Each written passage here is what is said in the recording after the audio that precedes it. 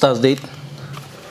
Билесиз да, эркелетип устаз деп коюшат, биз устазга деле татыктуу эмеспиз азыр. Да канча жылым алыш керек. Мен тек мындай кичпейилдүүлүк үчүн айтып аткан жокмун. Өзү чыныгы тоолиб илим болуп алыш, илим талап кылуунун адебине шай келиш бүгүнкү заманда чоң бакыт болуп калган да. Элестетиңиз. Ассаламу алейкум дейт, алейкум ассалам рахматуллахи ва баракату. Сурам дейт. Жекече үй бүлө тууралуу, туура жазган экөөнү да тең угушуп. Сабактан кийин жолугушсак болобу дейт. Жолугуп берсем болобу дейт. Болбосо качан кайсы жактан суроом берсем болот. Эми атайын ушунча келип мээнет кылып жазып атасы болот. Машина менен, унаа менен чогуу кетиңиз. Үйгө чейин азыр мен тура албайм да сабактан, бутум калчылдап калат. Чогуу унаа менен барып үйгө чейин ошол аралыкта айтыңыз иншалла, жок дебейм. Атайылап бирөө үмүт артып келип атса, анан биз жок деп койсок, бул акыркы чек адамдар үмүтүн молдолордон издейт туугандар. Жакшы дарыгерлерибиз бар, бирок мен дарыгерлер дайыма даражасын көтөрөн мугалим, бирок кээде туура эмес корс адам кулдушалык болсо, алардан мынтип тил угуп калса, томсоюп байкуш томсоруп. Башкасынан да тартип сакчысынан да томсоруп калса, акыркы үмүт адамдыкы молдо болот, тууган мечит болот. Ошон үчүн мечитке келген мас адамды куубагыла. Ал тажаган дүйнөдөн. Ал оңолом деген байкуш. Бирок эрки жетпей ошого азгырылып калып атат ал. Эгер ошонун акыбалында калсак биз кандай болот эле? Акыркы үмүтү менен мечитке сылтып кирген адамды да кубалабагыла, туугандар, Алланын мээриминен үмүт кылган. Акырын кичинен бош жеринде бир аз эс алсын, солуккандай жакшы сөздү айтып аракты кой деп бир тууган ошол адамга жардамдашалы. Анан акыркы бирөө келсе, кой мен ооруп атам деп бой көтөрүп кетип, анда кимге барат анда? Анда Теңирчиге барабы? Анда кайыр динге барабы? Кимге барат? Шариатта айтат, Фатавал Баззазия деген ортадан чыккан фатва китепте келет. Бир адам келип мен мусулманчылыкты кабыл алам десе, бар гусул кылып кел, анан сага үйрөтөм десе, ошол аралыкта шайтан иштеп, ал мусулман болбогонса күнөөсү жанагы адамда болот дейт. Ахлан ва сахлан, кош келипсиң деп, дароо ал мусулманга киргизип туруп, жүрү, көлгө каркырак алып барып эс алдырып келейин деп, эс алдырганча динге киргизгенден кийин гусулун алдырып коет дейт. Машалла. Туура математика ушундай болот туган, иншалла, даярбыз буюрса. Ассаламу алейкум рахматуллахи деп арабча жазып тур, ассалам деп алифтен синге ташты коюп коюпсуз, ламды бериңиз, лам. Бул араб тили эрежесинде шамсия деп коет. Шамсия комария деп коет, Ошон үчүн алиф лам калып кеткен. Эми сиз билсеңиз керек, балким шашып калгансыз. Алейкумуссалам, мен да махраж менен айтып коеюн. Сиз арабча айтыңыз да. Ва алейкумуссалам рахматуллахи ва баракату. Кээде арабча кыраатын келтирип үйдө китеп окуп калсам, келинчегим айтат, сиз жана арабтардын дикторлоруна окшоп кетпейсизби, жөн окуп бере турган дейт. Кымбаттуу устаз дейт, сиз кымбаттуусуз. Биз бойго жараша эле дем. Кажет дейт, аслияда дейт. Негизги муктаждык деген сөз. Кажет кажат. Аслия деген негизги деген сөз. Кажет аслияда китептерибиздин бир нускадан ашыкчасы эсептелеби дейт. Бул илим окуган адам суроосуму? Адымын түшүндүрүп берем муну. Себеби дейт, кээде кээ бир китептер болуп калыптыр, кий кылас. Кээ бир китептер эски жана жаңы басма болуп бөлүнөт да, кайталанып калат. Берип жиберейин десем көзүм кыйбайт. Туура, адам эмгегине өткөн. Небереге сакташ керек, китепти жазып окуш керек да, небереге сакташ керек. Неберелер окуду, атам түзүк эле молдо болгон экен депчи. Даты эле молдо болгон турбайбы деп. Чындыгында андай болбосоңуз деле ошентип ойлоп сыймыктанып калат да. Аны алдап аткан жоксуз го, бирок көзүм кыйбайт дейт. Берейин десем көзүм кыйбайт дейт. Берип жиберейин десем көзүм кыйбайт. Китепке аябай сараңмын дейт. Китепке сараң болуш керек. Алымдар айткан, китебин жөн жерден берип барган адам акылсыз, андан илим албагыла деген. Эми жакшы максат үчүн берип, берки адам тарса, ал башка маселе. Жөндөн жөн таркаткан адамды айтат. Мен өзүм адатта китеп беремин да, ошон үчүн өзүмдү актап атам да. Бирок мен бир пайданы үмүт этип берем, бул окуп калсын деп. Ушул билип калсын деп. Мен андан күтүп аткан пайда чоңураак болсо, диний пайда бул жерде. Бул окуп калсын, анан берем. Бирок бардыгын бере албайм. Мен да калсы берет экен деп сурап албагыла, анын кезекке тизилеп. Деги эле кажет аслияда негиз муктаждыкта кийим кечек, идиш аяк дегендерди кантип эсептейбиз? Эки суроо бар экен, биринчисин жооп берейин. Мына могул жерде ыктыяр китеп турат. Ушунун биринчи томунда зекет бөлүмү келген. Бул китепти жаныман артык көрөм. Дайыма жанында жүрүсүн каалайм да. Жаттагам да, башканы да көп окугам, бирок бул жаттагам көбүнчөсүн. Ыктыярда биринчи топто биринчи бөлүмүндө тартип мындай келет: ибадат бөлүгү, ибадаттын ичинде даараттайын намаз, намаздайын ороз, ороздайын зекет, анан ажылык келет. Башка китептерде ажылыкты айтып зекеттап келет. Зекет 4-нчү этабында келет. Зекеттин башында эле чүй дегенде мындай деген сөздү айтат. Вала таджибу, зекет милдет болбойт, важип болбойт, илля алал хур, азат болгон адамга гана дейт. Бүгүн кулчулук заманы жок, Кудайга шүгүр. Эркин азат болгон адамга гана милдет болот. Вал муслим, мусулман адамга дейт. Мусулман эмес адамга зекет милдет эмес. Бирөө бир христиан же башка мусулман эмес адам келип мен зекет берейин дедим эле, карап крест тагынып атса айтабыз, зекет сага милдет эмес, биринчи мусулман бол дейбиз. Мусулман болгондойн анан ал башка маселе. Демек, бул зекет кимге милдет болот? Эркин, азат адамга, мусулман адамга, акылдуу адамга, балагатка жеткен адамга. Шафии мазхаб биз менен талашат. Берки экинчи шарттарга макул, бирок акылдуу болуш шарт эмес. Бирөө акылына кемчонтой болуп, оору, доо кетип калса, анын байлыгы бар болсо атасы чыгарат андан дейт. Жаш баланыкында атасы чыгарат дейт. Бизде андай эмес. Бул ар биринин жеке өзүнүн акысы болот. Түшүнүктүүбү? Сиздин сурооңузга жооп азыр эми чыгат, шашпай туруңуз. Иза малака нисабан шариатта ошол зекет чыгарыла турган өлчөмдөн, байлыктан, малдын, төрттүлүк малдын түрүнөн нисаб чекке өлчөмгө жетсе дейт. Чыгарыш милдет болот. Шарты бар мунун. Иза кана халиян аниттайн. Ошол чек, мисалы кой 40ка жете турган болсо, карыздан бош болсун дейт. Карыз өзү 80 кой болбосо буга зекет милдет эмес. 40 койун сатып карызын бериш керек. Зекеттин өлчөмү карыздан бош болсун, анан бул кишинин суроосу эми келди. Ва фадилан артыкча, ашыкча болсун, ан хаваижил аслия өзүнүн үй бүлө болсо, үй бүлөсүнүн негизги основной муктаждыктарынан ашыкча болсун дейт. Шашпай туруңуз. Милкен тааман ошо эйлик кылган 40 коюн айта турган болсок, жеке 100% өзүнүн кою болсун. 30 өзүнүн кою, 10 кою досунук болсо, бул 40 деп эсептелбейт. Муну 30 эле болот. Милкен тааман толук эсеп чыксын. Фи торофайл хавл жылдын, жана сейсмология илими жардамга келет. Жылдын башы менен аягында түшүп кетпесин шкала дейт. Мындайча айтканда, быйыл 2024 азыр бүгүн канчанчы число? 13-жыл, болсо 2025-тин эмесине чейин бүгүн ушу 40 кой болсо, ортосунда 30га түшүп калып, 1ге түшүп калып туруп деле кайра 2025-тин ушу мөөнөтүнө келгенде 40 кой толукталып калса деген сөз. Жылдын эки тарабында. Түшүндүңүзбү? Быйыл милдет болгондон акыркы милдет болгонго чейин деген сөз. Ортосунда түшүп чыгып кеткен ал зыяны тийбейт. Анткени 40 койду кармап туруш элестетиңиз. Атаң келип, балам кичине арыктап кеттик. Кой соёлук десе, ата 40-ты сакташ керек дебейсиз. Союп бере бересиз, Кудай берет иншалла атаңыздын батасы менен. Эми жанагы негизги муктаждыкка токтололу. Сиз айтып атасыз, менин китептерим бар деп атасыз. Мындайча айтканда, бир китептен бир нуска китеп бар. Могу мисал келтирейин. Менде ыктыярдан ушул 3 томдук нускасы бар. Мага дагы акча келип калса, ошол акчаны зекеттин өлчөмүнө кошпостон, ушул эле ыктыярдын башка нускасын алсам болобу деген суроо да, мисалы. Ооба, болот. Бул муктаждыкка кирет. Бирден эле нуска экземпляр ал деген сөз жок. Неге? Азыр илимдин кайф рахатын айтып берем сизге. Бул таза тунук рахат болот туган. Өкүнбөй турган рахат болот. Кандайча? Китепте бул типография басмадан чыккан болот.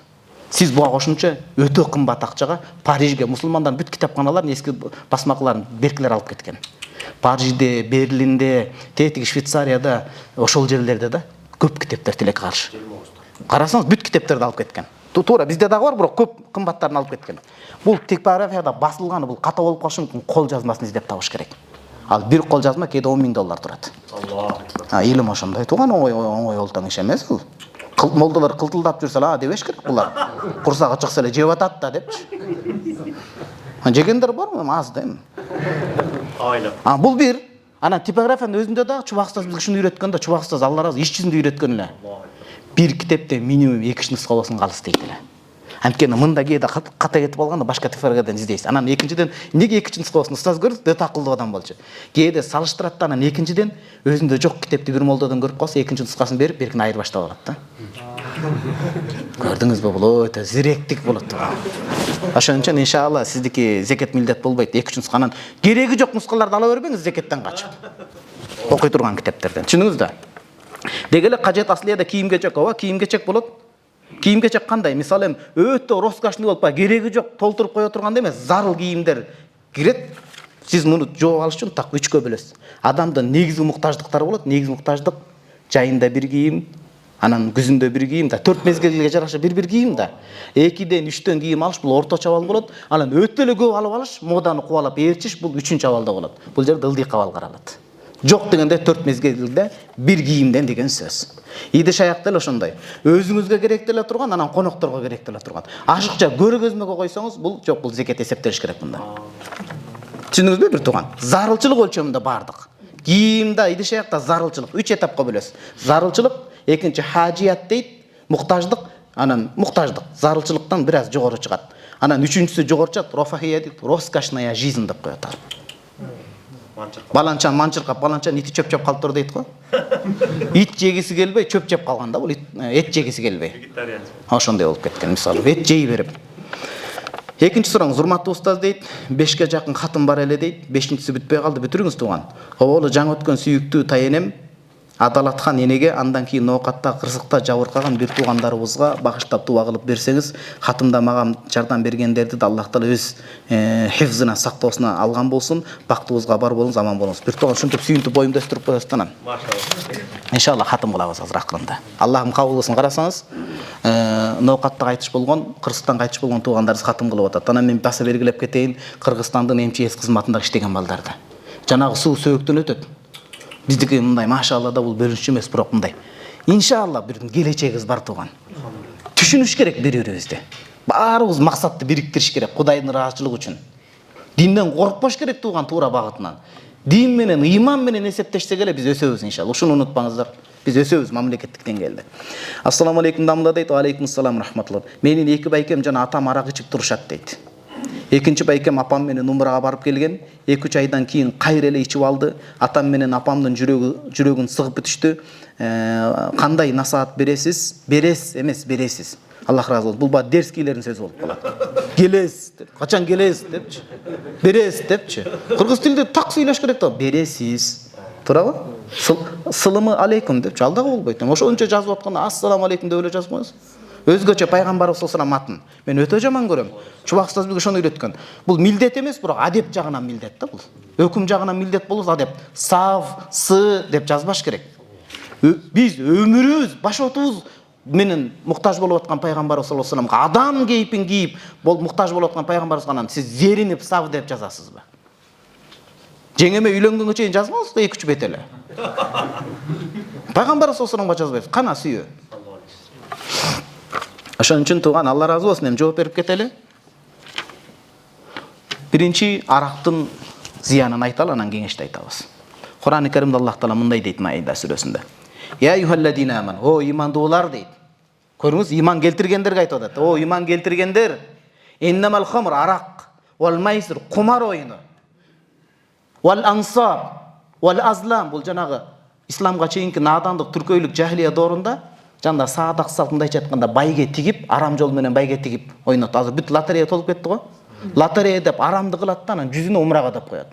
Тууган, бул чочкон алып келип туруп койдун макетин чаптап койгондой эле кеп бул. Мен ачык эле айтайын, жымсалдабай эле. Качанга чейин сиздин арам ишиңизди биз жымсалдап келиш керек моллор. Эмне арам иштин адвокатыбызбы биз? Дүйнөнүн байлыгын берсеңиз да антип айтпайбыз. Чочкого эле койдун кейпин, макетин кийип туруп, адал деген кейп болот да, арам лотереяга жана умрага уюштурган. Жештиргыла туугандар, динден алыс жүргүлө. Айлангыла, токтоткула болбойт андай. Иннамал хамр арак, вал майсир кумар оюндары, жанагындай ансап вал азлам деген түшүндүңүз, арам байге тиккендер. Бүгүнкү заманда көбүнчө лотерея көптүрү. Булар риджисун, арамдагы деген жок. Риджисун деген адамдын табиаты жиркенет деп атат. Буга мындайча айтканда, чымчыктын акылындай эле акыл болсо болду, буга мунун арам экендигин билиш экендигинде деп атат. Зыянын билиш экендигиндечи, билүүсүндө. Булардын бардыгы риджисун, шундай адам табиаты жиркене турган арам болот. Ундан алыс болгула, фаштанибу, толук тыйылгыла, лааллакум турхамун, Алланын мээримине жетерсиңер дейт. Тыйылгыла деп атат толуктурду. Бул аятта келди. Хадистен эки хадис айтайын бир тууган. Бисмиллахир-рахманир-рахим. Биринчи хадис. Имам Ахмад ибн Хамбал рахимахуллах, Муснадул имам Ахмад 30 томдон ашык китеп. Тууган 20 томдон ашык китеп да бул. Имам Ахмад 4-чү мазхабтын ээси. Аллах разы болсун а кишиден, биздин мазхаб башында 4 имамдан тең жалпы илим ээлеринен. Муснадында алып келген пайгамбарыбыз саллаллаху алейхи ва саллям хадисин 9 түрлүү адамга Аллах Таала каргыш жаадырган дейт. Каргыш, лаанат айтылган каргыш Алланын мээриминен алыстап калат да бул адам, жаман өлүм менен өлүшү бар. Ким? Атани Жебреилу дейт. Мага Жебреил атайын асмандан түштү дейт. Жебреил ассалам. Вакал мага келип мынтип айтты. Атайын жекече, арактын кесепетин айтыш үчүн атайын жекече периште түшүп атат. Туугандар, периште оңой олтоң түшпөйт, ар бир аят үчүн түшөт. Бирок арак үчүн жекече түшүп атат. Арак үчүн жекече түшүп атат. Эгерде биздин мамлекет башчыбыз, ажыбыз бир иш үчүн жекече барса, бул өтө чоң иш деп билебиз да биз адатта. Жебреил периште атайын мага келип айтты. Инналлах, Алла Таала лаанал хамр, хамрды арактын өзүн каргыштады дейт. Көңүл буруңуз, мана шейх Ахмат аба, арак ичкен адамды эмес, арактын өзүнө каргышын жаадырган деп атат. Атын өчкөн, мунун туруш турпатынан айланып өтүш керек экен. Биз ит деп аткан, мурдубузду чүйрүп аткан ит дагы ичпейт, ошону керек болсо суу сап калса дагы. Интернеттен бирөө жарым ичип калсам, молдоңор ката айтты, мына ичип атпайбы өгүл, ал эми 100дөн 1-2 ичип кое берет эми ал. Өкүм көпчүлүккө берилет.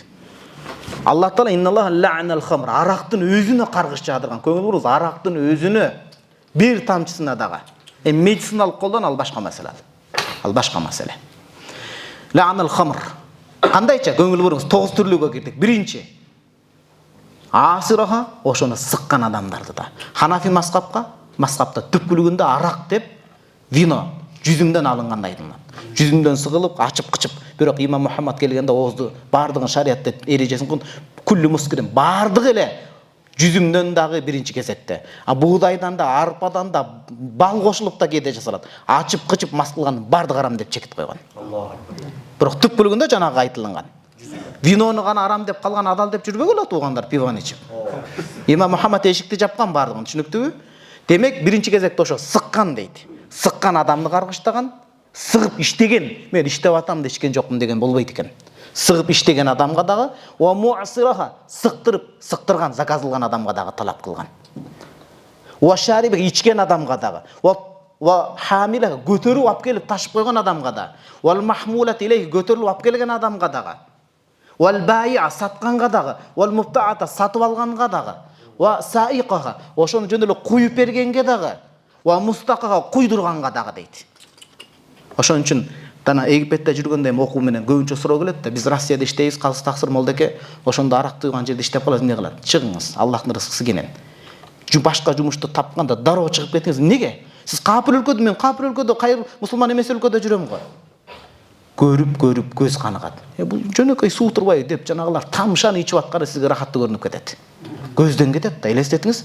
Адам жок дегенде көз менен көрүп ошол. Адам күнөөгө дароо барбайт. Башында аялдык никесин жок адам демде уялып карайт кичине мынтип.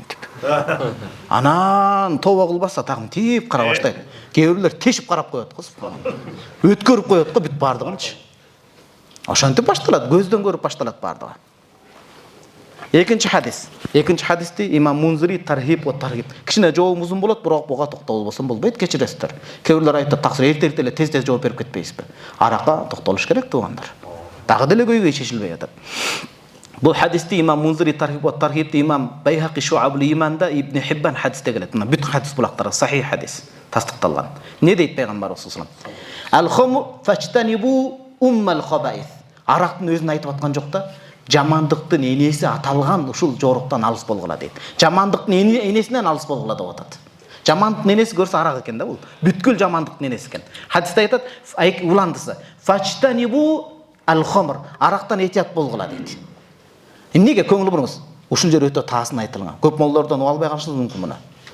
Фа иннаху валлахи, Аллага касам ичип айтам деп атат пайгамбар саллаллаху алейхи ва саллям. Касам ичпейт эле, бирок зарыл маселе кечип атат. Касам ичип айтамын. Фа иннаху ла ячтамиу иманун, адамдын ыйманы ва идманул хамр, аракты жатып ичүү ла ячтамиу фи садри ражулин абадан. Эч убакта бир жүрөктө иман менен аракты жатып ичүү экөө бирге бирикпейт дейт. Имандан шығып кетет дебейбиз, акырты ошо калып барат деген сөз. Вала юшиканна, жакын арада көңүл буруңуз. Бир жүрөктө жана бир адам иманы да калып, аракты да жатып ичип, кубалап ичип алса, вала юшиканна хадухума, жакында экөөнүн бирөөсү юхжисо, экинчисин чыгарып салат дейт. Адам тооба кылып, жакшы адамдарга жолугуп, иманын сактап калбаса, барып арак имандан чыгарып алып барып калышы мүмкүн дейт. Элестетиңиз, пайгамбар салам айтып атат, муну мен айтып аткан жокмун. Жакында экөөнүн бирөө-бирин түртүп чыгарып коюш ыктымалы бар дейт. Коркутуп эскертип айтып атат да бул. Арак ичүү менен капыр болуп кетип аткан жок, акыйда каршы келип, бирок этиятта болсо барып калышы мүмкүн ошого деп атат, ушулардын ишин кылып. Кандай насихат беребиз? Чөйрөсүн алмаштырыңыз. Туугандар, экинчи аялыңыз үчүн квартира табасыз. А эмне бир тууганыңыз үчүн ижарага акча кетүүдөн сиз акчаңызды кысасыз? Чөйрөсүн алмаштырып, башка жерге көчүрүп, ижарага жалдап болсо дагы жашатыңыз ошол жерге. Зато сиз кыйналсаңыз да тууганыңыздын акыретин куткарып атпайсызбы? Чөйрөсүн алмаштырыңыз, анткени ичкен адамдыкы чөйрөдөн эле таасирленип кетет. Бирөө 3 күнгө кыйналып жүрүп дааватка чыгып келип, даават ошо намазга себепкер болгон экен, достор, сен баягы элесиң да деп ичирип коюптур да кайрачы. Сен кайт молда деле болуп кыйратпайсың дейм сен депчи. Сенден түзүк молда чыгат беле деп. Сүйлөсөң деле жаргон менен сүйлөйсүң да депчи. Ошо чөйрө болот. Чөйрөнү алмаштырыңыз. Анан дааватка чыгарыңыз, илимий сапарга алып келиңиз, анан көп дем салдырып замзам ичириңиз. Бир мүмкүнчүлүк болсо умрага алып барыңыз. Ажылык. Анткени умра 15 күн болсо замзам ичет, пайгамбарыбыз саллаллаху алейхи ва саллям жүргөн жерлерге барат. Бир тууган, бир нерсени айтып коеюн. Бир туугандын акырети үчүн коротулган акча 10 эсе кайтарылып келет. Эреже бул. 10 эсени каяктан алдыңыз? Kur'anda келет, ким Аллах үчүн бир карыз берсе, Аллах кайтарып берет. Бул карыз бир туугандын карызы да биринчи кезекте. Ошондой. Ассаламу алейкум. Кандай истейсиз? Сиз берген 5 күбөлөгө 5 хадис аттуу китебиңизди бирден менен окуп бүттүм. Ушунчалык таасирлендим. Көптөгөн суроолорума жооп ала алдым. Кээ бир 500 беттик китептеги түшүндүрмөнү сиз 80 беттик кылып түшүнүктүү кылып жазыпсыз. Сизге Аллах ыраазы болсун. Кудайдын берген жакшылыгы. Машалла. Биз күнөөкөр пендебиз. Аллах ошону кабыл кылсын. Насаллахул кабул вал ихлас. Аллах кабыл кылсын. Даргөйнөн анан ихлас берсин. Иншалла, Аллах ихлас берсин. Эгерде бир китеп окуп ошол үй бүлө сакталып калса, биз бактылуубуз. Ошол чындап эле умрадан барган үй бүлө келинчегиме чыгыптыр, келинчеге мастураты. Ушу китепти окуп күйөөм менен ажырашайын деген жолдо тургам, эми Аллахым ошо себепкер кылды дейм. Ал жерде биз эмес, ичиндеги хадис себепкер болуп атат. Пайгамбарыбыз саллаллаху алейхи сөз себепкер болуп, үй бүлө сакталып калды, төмөнкөккө жетип сүйүндүм. Жакшылык дайыма пайгамбарыбыз саллаллаху алейхи багымдатта турганда ушул дуаны кылган. Аллахум иджални, Бухари Муслимде келет, мифтахан лил хайр, жакшылыктын ачкычы кыл, жамандыктын жапкычы кыл деп ушул дуаны кылыш керек. Дайыма каякта жүрсөк жербилдетип жүрөлү. Ассаламу алейкум устаз, менин суроом төмөнкүдөй. Мен кээде жатаардан алдым бир жакшы ишти каалап калам. Эртеси күнү дал ошондой болот. Бирок бул нерсе ар дайым эле боло бербейт. Бул нерсе ар дайым болуу үчүн эмне кылуу керек? Ар дайым болсо пенде болбой калбайбызбы? Ойлогон нерсеге эле жете берсек жашоо жегириштүү болуп калат. Кудай, эртең жакшы хафиза, алыма, Куран жаттаган алым болгон кызга үйлөнөйүн. Үйлөнүп алдыңыз. Кудай насип кылып. Берген бадык үйлөнүп насип кылсын барыбыз, бирок кадырына жетпей. Дагы бирөө, жок, адам мындай эмгек менен бир аз сабыр кылып, талпынып, күжүр менен кайрат менен жасаса ошонун мээнетине жетет. Даяр тамак баркы жок болот адатта. Адамга жа балыкты кармап алып келбеш керек балага. Кайырмакты бериш керек, барып уулап кел деп. Балыкты алып келип койсоңуз, жеген баарын колдон келет, акылы жокмун деле. Ошо кантип кармаш керек, ошону үйрөтүш керек балага. Ошого бул Алланын хикматы. Куранда Аллах таала айтат: "Ва ма ташауна илля яша Аллах". Силер деле каалайсыңар. Биз жана акыйдада адашкан жамаат бар, жабырый дейт. Бизде каалоо жок, биз жаныбар сыяктуу. Аллах каяка айдаса ошо кайда алып жүрө беребиз дейт. Андай эмес. Сенде тандоо болуп атпайбы? Чүлүүн ич, баткенден суу ич деп. Азыр ооруп турасың, чүлүүдөн этияттанып тур, кыйналып каласың. Суу эле ичип тур деп тандоо болуп атпайбы? Адам тандоо бар. Болгону пенде каалаган эле нерсе боло берет деген сөз жок. Пенде каалайт, бирок пенденин каалаганын Аллах кааласа иш жүзүнө ашат. Эми жатаарда сиз эмне кылышыңыз керек? Жакшы нерселерге жетүү үчүн Кудайдан топук тилеш керек. Бул акыйда менен жооп берилет. Акыйдада тавфик дейт. Туган жаттаңыз муну. Мына кыргызча жөп-жөнөкөй. Тавфик деген эмне? Пенде жакшы сооптуу ишти кааласа, Алла ошол ишти жеңил, оңтойлуу кылып берсе, ошону тавфик деп коет. Алла ошо жакшы иштерге топук бер деп сураш керек. Кыргызда муну тавфикти топук деп киргизген. Ал эми пенде күнөөнү каалады, бир ушунчалык зина кылгысы келет. Эми зинаны айтпай, бир ушунчалык уурлук кылгысы келет. Ким эле уурлук кылгысы келип турат. Ошонусуна максатына жетсе, муну хузлан деп коет. Кудай таала бактысыздык деген сөз. Жатаарда Аллахын бактысыздыгын сакта, топук бер деп тугаш керек. Түшүндүңүзбү тууган? Сиз бактылуу инсансыз иншалла. Ассаламу алейкум устаз дейт. Өткөн жумадагы сабаңызда мал сата турчу болсоң, айыбын айтып сатуу керек деген элеңиз, биздин мурда бир ат дейт. Бир жылкы саткан элек айыбын айтпай, болгон айыбы дейт, үркөнчө келе дейт. Устаз эмне кылсам, Аллахым шыпасын берсин устаз дейт, машалла. Үркөнчөк ат. Ал атка ал көнүмүш адат негизи. Аттын көп эле үркүп турат. Анан үркпөгөн атты деле бир аз байлап койсо, ал үркө турган болуп калат. Ал аттын табияты ошондой да. Жылкы семирсе эмне? Желине торсук байлатпайт деп айтат. Ал жаныбар, акылы жок, акылдуу болсо үркпөй кала бербейт беле. Ээсин таанып, бул сатып атыптыр, буга үркпөй эле коеюн демек да, акылы жок, ал үркүп кете берет ал. Бирок адатча мындай үркүп кете турган болсо, колго кирбес, аны эскертип койгон жакшы. Баласыны билбей миндирип алса башка болот. Ал өткөн ишке салават дейт кыргызда. Ага тобо кылып истигфар айтасыз, кийинкисинде ошону эскертип коюш керек. Анткени бул колго көнгөн ат экен деп баласын мингизсе, баласын алып кетип калса эмне болот? Туурабы, чындап эле? Ал өткөн ишке салават, садака чыгарып коюңуз, салават айтыңыз. Кийинкисинде этият болосуз. Экинчи суроом дейт. Чубак устазыбыздын Аллах бейишинен орун берсин, Тахавия китебин Кыргызстандан таба албай жатам, каяктан алсам тапсам болот дейт. Бул боюнча бизде Манас таксыр, Алтынбек таксыр бар. Алтынбек таксырыбыз барбы? Мына бул кишиге ошо суроонун ээси көрүп алыңыздар. Бул киши Акыйда Тахавиядан бир да сабак калтырбай катышкан киши. Устаздын ижазасын алган. Ошо киши сизге жооп берет. Такыр таппай калсак, алыс айткан бир китебиң берип тур деп алсаңыз дагы мейли. Сизге. Кийинки суроо. Ассаламу алейкум устаз дейт. Күчтүү дипломат, адилеттүү, мыкты ишмер болуу үчүн кандай илимдерди алыш керек? Сирону күндүр-түндүр жатып окуш керек. Сиро эң жакшы жооп ушул тууган. Эң чоң дипломат ким? Пайгамбарыбыз саллаллаху алейхи вассалам болгон. Дипломатияны алгач баштаган, бул өлкөлөргө кат жөнөткөн, элчилерди кабыл алган тууган. пайгамбарыбыз саллаллаху алейхи өмүр баянын окуңуз. Анткени пайгамбарыбыз саллаллаху алейхи өмүр баянында иман да бар, акыйда да бар. Андан кийин анан сиродан минимум 3-4 китеп жаттап бүткөндөн кийин анан ошол жааттагы дипломатиялык эл аралык карым катнаш жаатындагы университеттерге бакалаврга тапшырманы окуп чыгыңыз. Сизде антивирус бар болгон болот, пайдыбал. Ар жагын улап кетесиз буюрса. Сираны окуңуз биринчи. Экинчи имам Абу Ханифа, Фатих Мехмед Мухаммад, Абдулла бин Мубарактай уулу болуу үчүн эмне кылышым керек? Алардын аталарындай болуш керек. Жок, чын эмне деп жооп беришкен? Алардын аталарындай болуш керек. Алымдар, арабтын алым акындар айткан. Жок дегенде алардай бола албасаңар да фаташаббаху бихим, аларга бир мүнөзүндө окшогула деген. Биздин негизи үлгү тута турган бир адамыбыз бар, пайгамбарыбыз саллаллаху алейхи вассалам. Эми ал кишилер пайгамбарлар мураскор экен, ошолор чагылдырып берет бизге. Баарында окшой албасак да бир мүнөзүндө окшойлу. Кайсы? Эң бир мүнөзүн биздин заманга жараша айтсак, алкымды арамдан сакташ керек. Бешенетер. Бешенетер. Алар алкымын сактаган. Окуялар көп буюрса кенен токтолуп берем. Үчүнчү, Жубайым экөөбүз такыва, салих болуубуз үчүн кыргыз, орус тилдеринде кайсы китептерди окуганыбыз дурус? Имам Газали рахимахуллахтын китептерин окуңуз. Бул киши Алла кабыл кылган адам. Мен сизге азыр түшүндүрүп берейин. Хижратын 505 кайтчы болгон. Азыр Кембридж, Оксфорд деп атышпайбы? Ал учурда Низамул Мулк деген чоң падыша болгон. Алла разы болсун, жер бетин гүлдөткөндө Ислам академия, институт академиясында эң мыкты академияны курган. Шарт ар бир илимде 20 жылдан кем эмес сабак берген эң алдыңкы алдындар сабак берсин деген. Ошол жерде имам Газали сабак берип, атактанкы ашкактап, таскактап күчтүү болуп кеткенде, бул киши качканда Кудуска, азыркы Палестина Кудуска барып, ошол мечитте жашылып ибадат кылган. Эмне деген? Мен өзүмдүн ниетимди карап көрсөм, көп нерсе адамдардын кадыр барып топтоо үчүн сабак берет экен деген. Адамдар баланча алым деп айтчын деген. Кимдин колунан келет бир күн бир тууган. Азыр адамдар атаандашып атпайбы сабактарда, башкаларда. Аны айтасыз сиз. Өзүн оңдогон биякта турсун. Ал өзүн оңдоп, могул жерин көкүрөгүн оңдоп, канча жыл качып жүргөн ал адам. Анан ал жерден дагы ошол Кудустагы мечиттен таанып калганда башка жерге көчүп кеткен. Ошол учурда анан Ихя улумуддин, дин илимдерин жандандыруу деген китепти жазган. Алымдар айтат, ким Ихя китеп, ушу дин илимдерин жандандырчу китеп окуп алса, чала өлүк дейт. Ушунчалык айткан, ар бир китеп боюнча айткан. Имам Нававийдин зикирлер туурасында эң мыкты Куран хадистен алган китебин айтчыкан.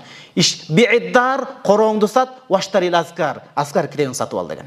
Үйүңдү сатып болсо да ал деген да. Ошон үчүн сизге эң биринчи кеңеш, жеңем экөөңүздөр Имам Газалинин китебин окуңуз, бул кабыл кылынган алым бул. Исламдын далили болгон. Экинчи, Имам Навави рахимахуллахтын китебин окуңуз. Кайсы китептер болбосун. Ушул эки алымдын китептерин сизге сунуштайм. Кийин Ассаламу алейкум устаз дейт. Үшүрдүү берүүдө берилчү түшүмдүн баасында акча гана берсе болот. 4 мазхабтан айтып сүйлөйм. Ханафи мазхабта, Малики мазхабта акчалай берсе болот. Калган Шафии, Хамбали мазхабтарда буларда ошол дандын өзүнөн бериш керек. Бирөө картошка эге турган болсо, 10 кап алса, 10 капка сугат жер болуп жамгыр түшсө, ондон 1 кабын бериш керек да. Аларда бөлөк мазхабтарда, эки мазхабта ошол картошканын өзүнөн бер деп айтат. Бизде Ханафи мазхабта картошкадан дагы берсеңиз болот, баасынан дагы берсеңиз болот. Бүгүн заманда баасын берген жакшыраак. Ал ысыкта картошканы сактай албай, ширип башка көктөп кетиши мүмкүн. Акча эмне үчүн десе, муктаждыкты өтөөдө тезирээк жардам берет дейт. Кээ бирлер Ханафилер хадиске каршы дигүү дептир, андай эмес. Канча хадистер бар мунун түпкүрүндө да тууган. Ошон үчүн үшүрдө дагы ошондой кылып берсеңиз болот. Анан бирөө чындап акчаны каяка колдонарын билбей иштетип койсо, анда тамак аш менен бериш керек анда. Түшүнүктүбү? Бул ошол адамды изучать этиш керек, изилдеш керек. Мына улан ажыка дарыгерлер отурат. Ар бир адамга бир дары өзгөчө дары жазылып берилет да. Диге жазган дары өтпөй калышы мүмкүн. Ошондой бул. Акчалай берсе болот. 100 түк чөп алса, 10 түк бербестен 10 түктүн акчасын үшүр деп берсе, ал адам малы жок болсо эмне кылат ал? Сатат. Сата албай калсачы, кээ бирлер сатууга жарабайт. Өткөндө ажыкем айтат, бул киши чоң медик айтат. Медиктер бизнести жарыта албайт экен дейт. Карасаңыз, ажыкем бул өтө таамай айтылган. Неге десе, медицинада мындай рискке баруу деген жок дейт. Келген адамды колдон келишинче себепкер кылмай огудай. Мен себепкермин, шыпа сенден деп, колдон келишинче рискти аз кылып туруп жана ишти кылганга аракет кыласың дейт. Соодада көбүнчө тобокелчи болуш керек экен дейт. Ошондой да ар биринин өзүнүн адамы бар. Бул адам малы жок биринчиден. Экинчиден чөптү сата албайт, уялып жүрөт. Ага чейин чөө сүрсүп кеткен. Башка болуп кеткен, кабырсып кеткен. Жок, чөп бериш керек анда. Түшүндүңүзбү? Чыгымды чыгарып анан берилеби? Эң жакшы суроо. Садаган кетейин сизден. Мындай жакшы суроону берсеңер мен ачылайын. Чыгымды чыгарып анан берилеби же ал эреже ижарага ганабы? Жок. Чыгымды чыгарылбастан кетирген менетти эсептебестен туруп бересиз. Ушунчалык айтайын, Казакстанда Абдыгапар Усмановду билесиздер, раматылык. Азиянын арстаны болгон чыныгы. Ал кишини мына досторубуз Майрамбек Таксыр досторубуз айтып атат, ал кишилер Ахмат абалар. 10 жөөк картошка болсо, эң мыкты картошканын жөөктөрүнөн бирөөсүн берет эле дейт. Биринчи ошолорго каздыргал, анан калганын өзүбүзгө казабыз деп. Адам амалынан ошон үчүн сөзүнө таасир берген да. Ал элдердин ортого ынтымагын сактаган. Алла разы болсун ошо кишиден. Кудайым буйрса, бул ошондой эле. Мына Ыктыяр китебинин зекет бөлүмүндө 1-томдо келет. Вала юхсаб ва юхсабул хоржу алейхи дейт. Ошол сиз могул жерде чөп чыгарып атканда чөпкө суу алып келгениңиз, картошка менен чаптырганыңыз, жана эмне деп коет, престегениңиздин акчасын эсептебестен туруп чыгарасыз муну. Эсептебестен туруп. Түшүндүңүзбү туугандар? Үшүрдө эсептебестен туруп чыгарылат. А жана болгон 10дон 1 же 4төн 1 ал Кудайдын жамгырын бекер жамгыр мененби же сугат менен, ал ошого жараша. Ал экинчи маселе. Устаз дейт. Ассаламу алейкум, суроо. Товар өндүрүп базарга тапшырабыз. Баасын дүң баада кебирлерине 1000 сомдон берсе, кебирлерине 1100дөн тапшырабыз. Ошол кылганыбыз туурабы? Же баарына бирдей баа кошушубуз керекпи? 1100дөн бергенибиздин себеби алар баасын азыраак кошуп, баалап, ылдый сатылып, товардын баасын кармай албай калып жатабыз, туура эле? Ал баарына бирдей деген маселе жок. Мисалы, мен ошол базарда соодагер болуп иштей турган болсом, бир адамга балким ал адам жакын деп, бир адам өткөндө эле бир жакындарыбыздан бирөө суроо берди. Кээ бир муктаж адам келсе, ошонун кичине ылдыйраак кылып беребиз баасын дейт. Мүмкүнчүлүгү жеткен адам болсо, жана базардын өзүнүн баасы бар, билесизби? Сиз канча кыйынсынып баа койсоңуз да ары бери түртүп туруп ошол баага тегерегин алып келип коет. Базардын өзүнүн экономикада баасы бар. Сөз чайпап коет, сиз күнүңүз өтпөй калат ал. Ырыскынын себеби кичине жабылат деген сөз. Ошон үчүн жанагы уруксат берилген баадан мүмкүнчүлүгү барларга бир аз кошулат дейт. Негизги баанын тегерегинде эле. Ошондой болсо бул зыяны тийбейт. Ошондой болсо бул зыяны тийбейт иншалла.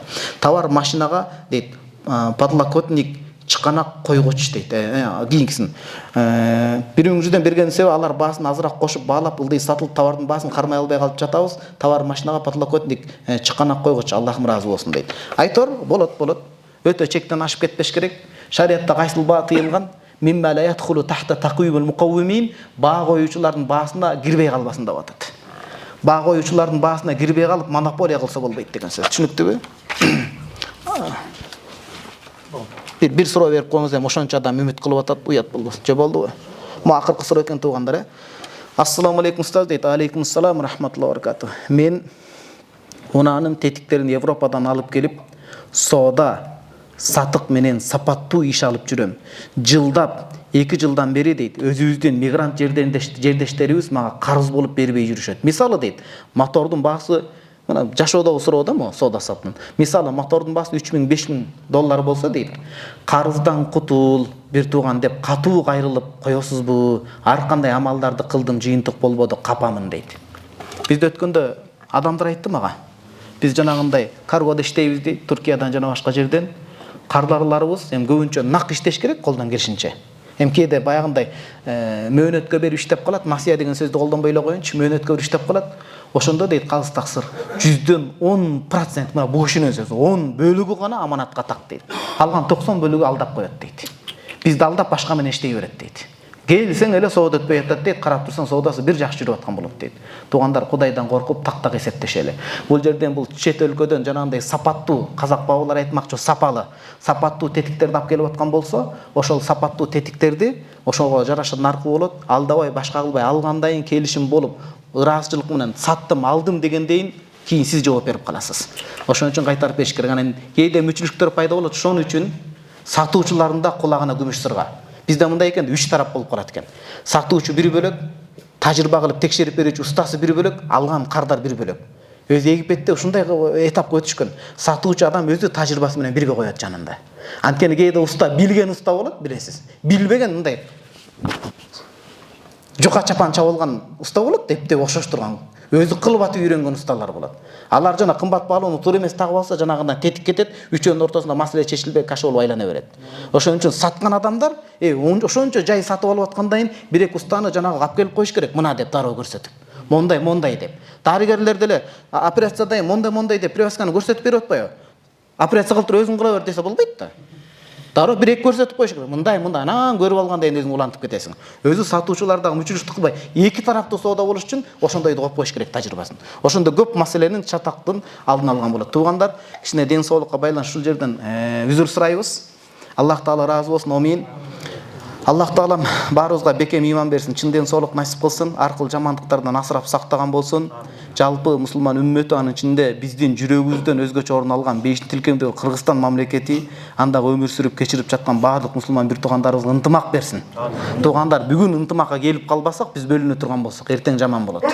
Илимдин акыйкаттын тегерегинде ынтымакка оодарылалы, кайталы, илим окуйлу туугандар. Сапаттуу мусулман бололу, үй бүлөгө күйөлү, балдарды окуталы. Bir баланы алым, bir баланы медик, bir баланы чегарачы кылып, иншалла өлкөбүзгө салымы тийип, эркек балдар жоопкерчиликтүү, кайраттуу, аялдар ыяттуу, инсаптуу болсун иншалла. Балдарыбыз көгүлтүр болуп кетпесин. Бул өтө заман канча суроо келип атат. Көгүлтүр болбой, жигиттер жигиттигин сактап, баатырлыгын сактап, намысты алдырбай, Кудайым берсе илим, билим, ислам менен өнүктүрө турган балдардан болсун. Ва саллаллаху тааала саййид Мухаммад ва алейхи ва сахбихи